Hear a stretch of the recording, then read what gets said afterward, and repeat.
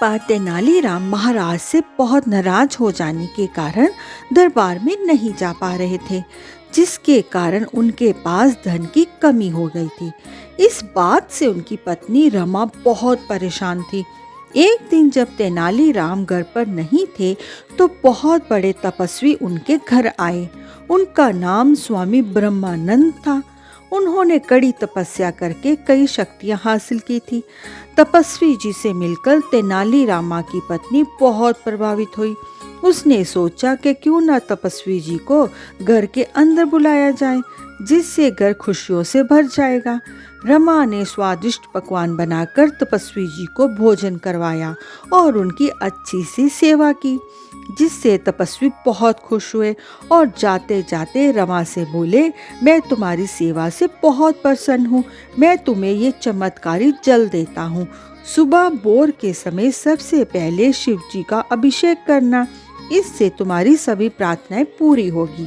परंतु याद रखना, जल की एक भी बूंद जमीन पर नहीं गिरनी चाहिए, नहीं तो इसका बुरा असर तुम पर होगा। अगली सुबह जब तेनालीराम सो रहा था, तो रमा शिव जी का अभिषेक करने के लिए जल लेने जाती है, तो हैरान रह जाती है क्योंकि लोटे का सारा जल जमीन पर गिरा था। अब रमा परेशान हो गई। उसने ये बात तेनालीराम को भी नहीं बताई थी। कुछ दिन बाद रमा बहुत बीमार हो गई।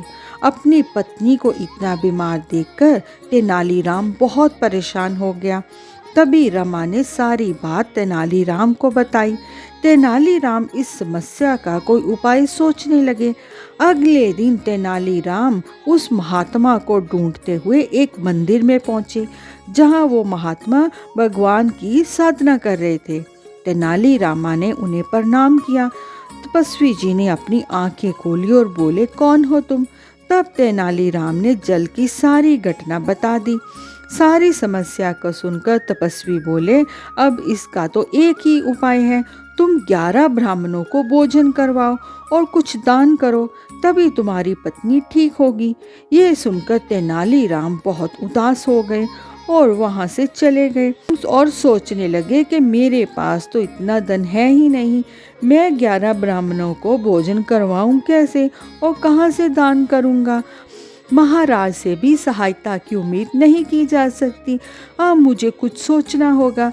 तभी तेनालीराम एक व्यापारी मोहन से मदद के लिए मिलने जाते हैं। तेनालीराम उससे 100 सोने की मोहरें मांगते हैं। मोहन के लिए ये बहुत ज़्यादा थी। तभी मोहन सोचता है कि तेनालीराम के पास एक सफ़ेद घोड़ा है, यही अच्छा मौका है घोड़े को हथियाने का। ठीक है तेनालीरामा, मैं तुम्हें सोने के मोहरे दे दूंगा, पर मेरी एक शर्त है। तुम्हारे पास जो सफ़ेद घोड़ा है, तुम्हें उसे बाजार में बेचना होगा और उससे जो सारी कीमत मिलेगी वो मेरे को देनी होगी। तेनालीराम व्यापारी की चतुराई को अच्छे से समझ गया था और व्यापारी की बात मान ली। ये सुनकर व्यापारी बहुत खुश हुआ और तेनालीराम को 100 सोने के सिक्के दे दिए। सोने के सिक्के लेकर तेनालीराम घर पहुंचते हैं और सभी ब्राह्मणों और उस तपस्वी को अपने घर बुलाते हैं और उन्हें स्वादिष्ट खाना खिलाते हैं।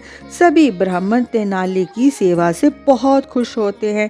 सभी ब्राह्मण भगवान शिव से रमा के जल्दी ठीक होने की प्रार्थना करते हैं और कुछ दिन बाद रमा एकदम ठीक हो जाती है।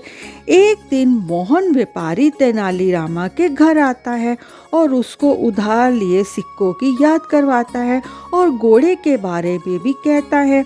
तभी तेनालीराम घोड़ा और पिंजरे में खरगोश को लेकर बाजार की तरफ चल पड़ते हैं। व्यापारी बहुत खुश था कि घोड़ा कम से कम 3000 सिक्कों में तो बिकेगा। तेनालीराम ने बाजार में एक तरफ घोड़ा और एक तरफ खरगोश को रख दिया और जोर जोर से बोली लगाने लगता है, जो भी इस खरगोश को खरीदेगा उसे घोड़ा एकमात्र मोहर में मिलेगा। तेनाली की बात सुनकर लोगों की भीड़ वहां जमा हो गई। तभी उनमें से एक खरीदार बोला, मैं इस घोड़े को खरीदूंगा। ये सुनकर तेनालीराम बोला, ये घोड़ा तुम्हें जरूर मिलेगा। होता है। वो खरगोश को 3,000 रुपये और घोड़े को 1 मोहर में खरीद लेता है। अब तेनालीराम व्यापारी मोहन को घोड़े की 1 मोहर देते हुए कहते हैं कि तुम्हारे कहे मुताबिक घोड़े को बेचने वाली कीमत तुम्हारी होगी और खरगोश को बेचने वाली कीमत मेरी होगी।